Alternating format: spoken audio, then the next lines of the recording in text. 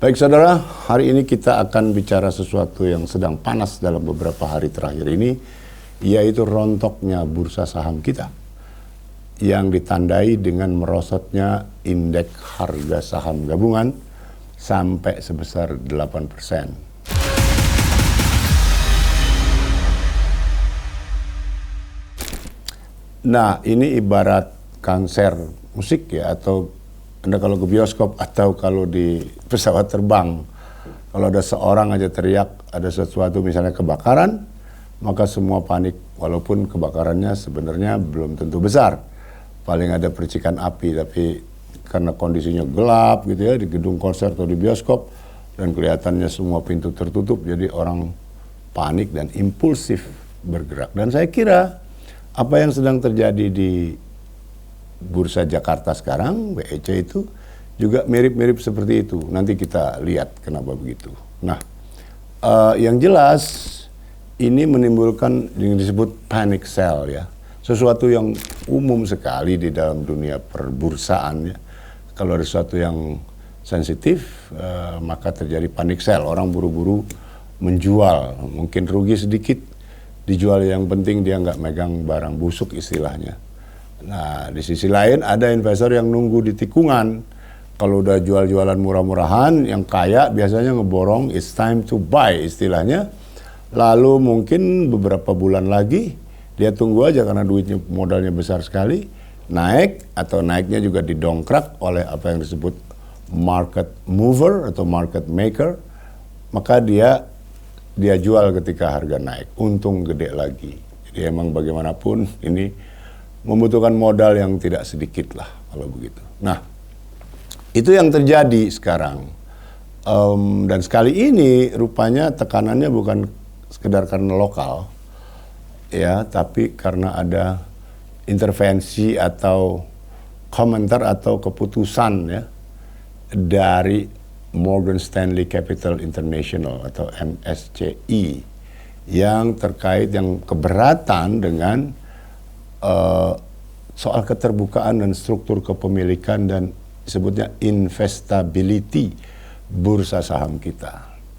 Jadi ini suatu tamparan yang keras saya kira ya, karena bursa kita ini baru saja menggeliat sebetulnya ya. Sampai saya duga 5-6 tahun lalu jumlah pemainnya aja trader gitu, yang investor individual yang bisa beli saham cuma 10 lembar, 20 lembar itu waktu itu masih 300 ribuan. Sekarang saya dengar angka terakhirnya yang terdaftar resmi sudah 20 juta. Satu jumlah yang lumayan diukur dari jumlah penduduk kita. Ya, jadi belum sampai 10% jumlah penduduk, tapi kira-kira 6% jumlah penduduk ya. Di negara lain itu mungkin lebih besar ya, Malaysia atau Singapura. Sekarang dengan itu jelas sekali hubungannya dalam waktu sangat singkat. Pasar kita begini ramai, katanya 20 juta orang, itu satu perkembangan yang bagus. Dan itu juga menunjukkan bahwa ekonomi kita bercabang-cabang ya. Jadi ada sektor realnya juga hidup gitu, sektor bursa saham juga hidup, dan itu saya kira ekonomi yang sehat ya, makin beragam. Nah, sekarang dengan adanya teguran keras dari MSCI tadi, maka para pemodal asing terutama menarik modalnya, menarik keluar, istilah capital outflow. Nah, karena itu pasar goncang, pasar panik.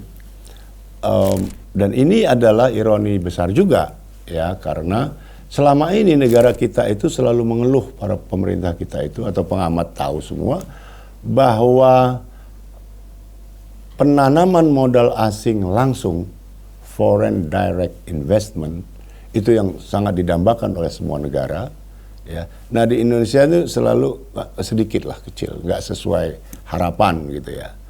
Dan masuknya modal asing baru di bursa saham, portofolio istilahnya, yang setiap detik bisa ditarik ulur.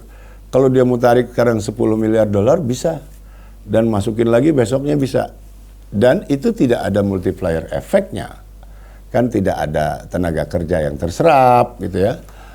Perpajakan mungkin masih bisa didapat, tetapi terutama itu multiplier efeknya nggak ada gitu. Nggak ada misalnya orang dengan kalau FDI bikin pabrik, kan orang kemudian di sekitarnya bikin rumah makan, bikin hotel dan sebagainya sehingga ekonomi masyarakat juga hidup. Nah di bursa saham nggak begitu, dan sekarang selama ini sekian tahun ini para pemain besar dari asing itu hanya mau masuk ke Indonesia di bursa sahamnya, bukan di FDI-nya. Kenapa? Jawabannya kita semua sudah tahu. Di FDI-nya di investor asing dirayu-rayu, tetapi ternyata di sininya kan nggak siap, ya. Perizinan berantai, ada penguasa daerah dan seterusnya, dari urusan tanah sampai urusan tetek bengek yang luar biasa membuat investor itu frustrasi. Bank Dunia dulu pernah menyebut kita itu kalau masukin modal ke Indonesia orang asing butuh paling sedikit 158 hari di rata-rata ya, baru bisa misalnya pabriknya beroperasi, baru dibangun mungkin pabriknya, operasinya mungkin 2 tahun lagi, 2 tahun kemudian. So 150 hari itu kan artinya hampir 6 bulan ya, 5 bulan lebih. Mungkin nggak ada, di zaman yang serba cepat ini mungkin nggak ada investor yang berminat. Sekarang misalnya di Singapura sehari atau 2 hari bisa Anda bawa duit, bisa. Gitu. Jadi memang ada masalah. Nah kembali ke sini, dalam keadaan begitu sekarang bursa saham kita pun crash istilahnya ya, turun sampai 8% dan itu adalah penurunan otomatis ya, namanya trading halt.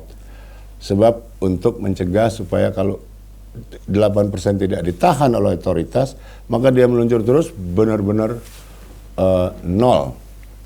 Dalam dunia saham biasanya dikenal kalau bahasa awamnya ya, bahasa enaknya itu saham gocapan. Jadi ada perusahaan-perusahaan itu, nggak usah saya sebut namanya loh, walaupun saya tahu, ada perusahaan yang pernah sampai Rp6.000 per lembar, tiba-tiba meluncur jadi Rp50, gocap bahasa Mandarinnya, dan nggak naik lagi. Nggak enak nyebut namanya, tapi saya kira ada beberapa. Nah, inilah yang kemudian membuat masalah kita repot. Nah, saudara, dari sini kan kelihatan ya bahwa yang namanya pasar saham yang langsung terkait dengan uang itu memang sensitivitasnya berlipat-lipat ganda. Sedikit saja dia bisa menimbulkan circuit breaker istilahnya. Nah, tetapi saya duga ini, mungkin saya salah, kondisi panik sekarang ini juga bisa disumbang banyak oleh meriahnya media sosial, gitu. Dengan media sosial kayak gini, semua orang bisa komentar, dan Anda lihat tadi kalau 20 juta, kalau dulu 300.000, sekarang 20 juta orang, dan semuanya pasti main, hampir semuanya pasti main medsos. Misalnya anak SMA, anak kuliah tahun awal, itu dia saking keselnya misalnya uang jajannya atau uang bulanannya habis, dia bisa ngomel, maki-maki dan sebagainya. Lalu makian ini dimunculkan oleh beribu-ribu orang di seluruh Indonesia. Situasi jadi repot sekali. Sehingga 8% itu seperti sudah kiamat. Padahal Bung, kita pernah mengalami penurunan angka-angka yang jauh lebih dramatis. Ya, misalnya tahun 97-98, krisis multidimensi istilahnya, lalu krisis moneter, dan pasar saham kita IHSG-nya anjlok 50%. Lalu 2007-2008 ya ada subprime mortgage di Amerika, orang bisa menggadaikan rumahnya ke 5 tangan dan seterusnya, sehingga ruwet sekali dan ambruklah sistem subprime mortgage. Itu apa artinya? Cicilan rumah, cicilan aset, dan itu melanda hampir seluruh dunia karena investor atau pemain di Amerika itu juga bisa ngambil dari negara-negara Skandinavia, dan kita juga terkena dampaknya mau tidak mau. Itu pun IHSG kita saat itu 50%. Mungkin kita udah lupa, saya juga lupa sepanik apa kita waktu itu. Lalu COVID, belum 5 tahun lalu, ya, itu pasar saham kita IHSG-nya anjlok 37%. Dan walaupun itu recovery-nya cepat ya, itu juga kemudian ada program internasional yang hebat sekali menurut saya, para pemimpin global itu, lalu bikin imbauan dan bikin pernyataan semangat. Kalau Anda waktu itu datang ke airport-airport di seluruh dunia, ada itu slogan-slogan recover together gitu. Jadi mari seluruh dunia gitu, seluruh bangsa-bangsa pulih lagi dari bencana COVID yang dahsyat itu, sekian tahun itu. Nah waktu itu kita 37% melorotnya dan dengan cepat pulih ya. Nah jadi kalau kita lihat sejarahnya memang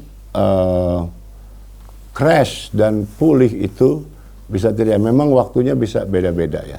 Tetapi salah satu tonggak, mungkin satu-satu yang terbesar tonggak kehancuran pasar saham itu kita kenal di Amerika namanya The Great Depression, sekitar tahun 1929 sampai 1930. Waktu itu luar biasa banget, sehingga orang Amerika yang sebelumnya makmur itu secara umum ya, kemiskinan juga masih 40% sih di Amerika. Tapi di perkotaan biasanya orang lebih makmur dan orang bisa ngantri roti 2-3 kilometer di satu loket gitu. Keadaannya betul-betul berat, makanya disebut Great Depression. Nah saat itulah Presiden Franklin Delano Roosevelt itu menemukan alat untuk meyakinkan warganya dan akhirnya juga meyakinkan seluruh dunia, yaitu apa? Radio. Dia berpidato dengan baik sekali, memberi semangat dan seterusnya dengan pernyataan-pernyataannya yang cerdas dan imajinatif. Lalu berikutnya ketika dia naik lagi, dia tetapkan program 100 hari. Jadi dia mau tunjukkan bahwa dalam 100 hari pemerintahnya harus memberi dampak yang bisa dilihat, bisa dirasakan oleh rakyat. Dia nggak ada jalan lain karena rakyat sudah begitu hampir di titik nol. Inilah yang kemudian di Indonesia pun ditiru, tiap ada presiden baru 100 hari. Sebenarnya sejarahnya itu walaupun masih bisa kita pakai juga ya, apalagi kalau rezim sebelumnya dianggap mengecewakan, maka rezim barunya ayo dong 100 hari harus jelas gitu kira-kira.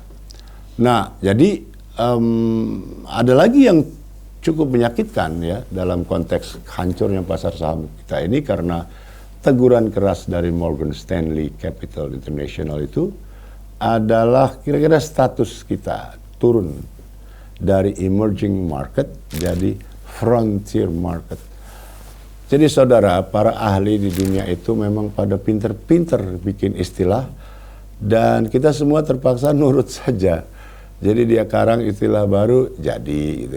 Misalnya ada middle income trap, ini jago memang mereka itu. Jadi gak enak disebut dan kita langsung paham secara konseptual gitu. Nah ini juga sekarang kita yang emerging market ini diturunin sama Morgan Stanley jadi frontier market. Kalau lembaga internasional seperti Morgan Stanley sudah bikin gitu, biasanya sesama mereka yang lain-lain udah tinggal ikut aja. Oh berarti mulai sekarang mungkin negeri kita ditunjuk, oke, ini frontier market gitu. Nggak enak juga, karena apa?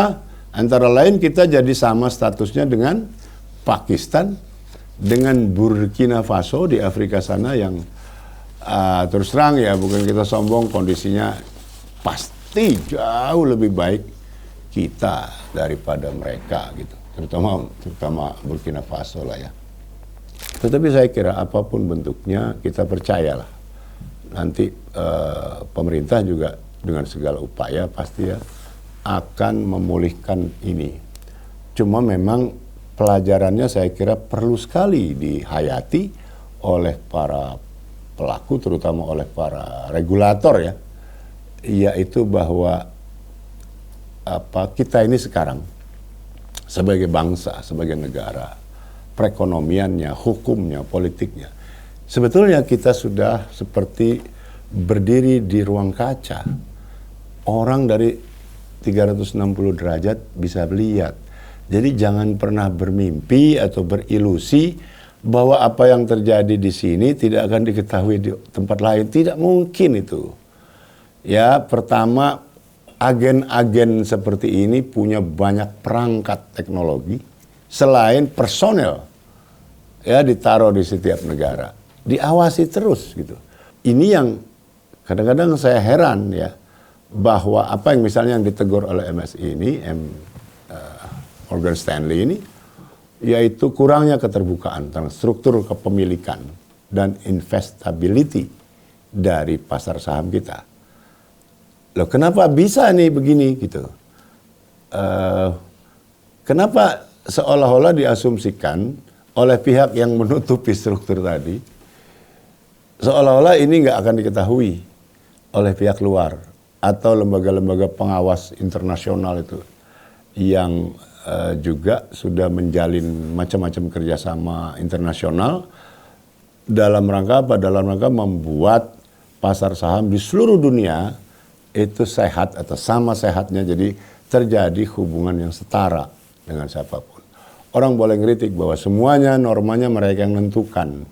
Yes, barangkali benar karena inisiatif selalu datang mereka dan metodologinya biasanya mereka yang punya gitu, yang pinter gitu. Ya tapi nggak apa-apa, kita nggak usah bikin baru, kita ikut saja. Dan juga ini sekali lagi menyadarkan kita bahwa ekonomi global ini interconnected dan semakin dalam. Ya. Anda tidak mungkin mengisolasi diri. Kita sudah memilih untuk menggabungkan diri atau menempatkan diri di tengah macam-macam kerjasama yang intinya semakin terkoneksinya kita dengan negara manapun di dunia ini gitu. Tetapi faktanya ini sekali lagi menunjukkan betapa sensitif dan rentannya ya pasar saham kita. Dan ini saya kira bisa menimbulkan atau memicu ya apa prinsip-prinsip yang basic di dalam pengelolaan semacam ini, misalnya governance dan transparansi, itu mutlak, nggak bisa ditawar-tawar gitu. Jadi patokan kita bukan hanya rakyat kita sendiri, tapi rakyat dunia, semua orang melihat. Dan apalagi investornya kan juga datang dari berbagai negara, dan mereka tentu juga harus ngawasi kalau pasar saham kita jelek gitu ya dalam beberapa aspeknya. Nah, tapi di sisi lain alhamdulillah bagaimanapun ya, mereka yang bertanggung jawab di bidang ini, misalnya Direktur Bursa Efek Jakarta, bursa kita yang utama itu mengundurkan diri. Lalu Ketua OJK, Otoritas Jasa Keuangan sebagai lembaga pengawas yang ikut mengawasi pasar saham kita, itu juga mengundurkan diri dan beberapa komisionernya mengundurkan diri juga. Ini mungkin bisa dianggap sinyal yang cukup baik ya, dalam arti kalau seorang mendapatkan amanah publik, maka begitu dia gagal, ya konsekuensi logisnya bukan sesuatu yang heroik, bukan sesuatu yang luar biasa ini. Logisnya ya mundur saja, bisa digantikan orang lain gitu. Nah, ini jarang sekali kita alami ya. Kalau ada pejabat misalnya di kepolisian, ada korban di gedung stadion yang begitu banyak, ya pemimpinnya ya belum tentu mundur atau dipindahin saja oleh nggak diberi sanksi gitu-gitu. Itu pasti sinyal yang jelek sekali tentang pentingnya pertanggungjawaban. Nah, sekarang BEJ dan OJK pejabat-pejabatnya pada mundur. Nah, menurut Menteri Keuangan Purbaya yang ngomongnya ceplas-ceplos itu, ini kata dia mundurnya Direktur BEJ malah merupakan sinyal positif. Artinya ada harapan bahwa berikutnya bursa efek kita itu akan semakin sehat dengan adanya pemimpin baru yang ya kira-kira comply, kira-kira menyesuaikan diri dengan seluruh norma yang berlaku di dunia pasar saham di seluruh dunia. Nah, jadi kita tunggu sampai beberapa hari ke depan. Begitu saudara, kurang lebihnya salam.